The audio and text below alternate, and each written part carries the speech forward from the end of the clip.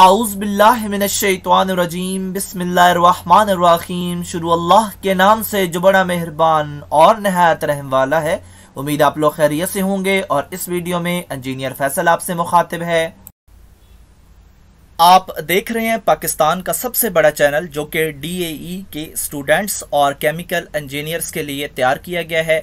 इस चैनल में मौजूद हैं 1000 से ज़ायद वीडियोस और मज़ीद वीडियोस की तैयारी जारी है।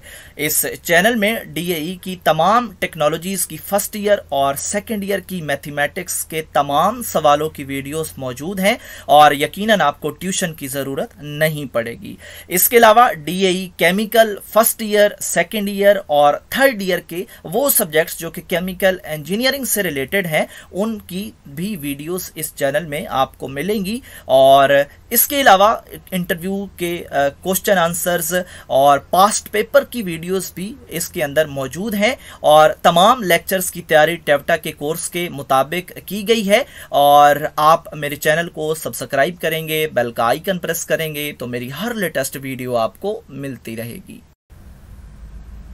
हमारी आज की वीडियो का टॉपिक है DAE फर्स्ट ईयर की मैथमेटिक्स। एक्सरसाइज 6.3 है। क्वेश्चन नंबर 10 को सॉल्व करेंगे और इसमें हमने प्रूव करना है, हमने किसी एक साइड को उठा के दूसरी के इक्वल करना है। तो हम कौन सी साइड को उठा के प्रोसेस करेंगे? हम उस साइड को उठाएंगे जो कि हमारे फार्मूला से मिलती जुलती है। ऑफ कोर्स इस एक्सरसाइज से स्टार्ट करने से पहले हमने कुछ फार्मूला याद किए हैं। तो हमारा ये जो सवाल है इसकी लेफ्ट साइड जो है वो उन फार्मूला से मैच कर रही है। और वो फार्मूलाज क्या हैं यहाँ पे मैंने वो भी पेस्ट कर दिए हैं। जो ऊपर कॉज नेगेटिव कॉज है उसका फार्मूला ये है और नीचे वाले का ये।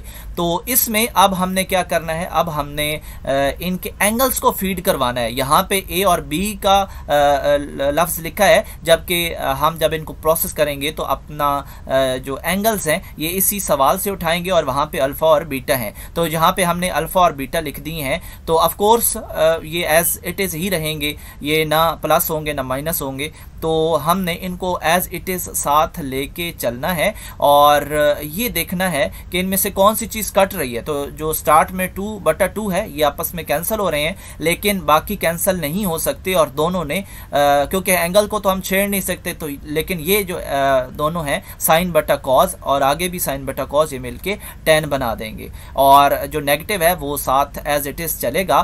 तो अब ये 10 है और अगर हम बटा कॉट लिख दें तो ये जो 10 और अल्फा नेगेटिव बीटा बटा 2 है ये कन्वर्ट हो जाएगा कॉट में।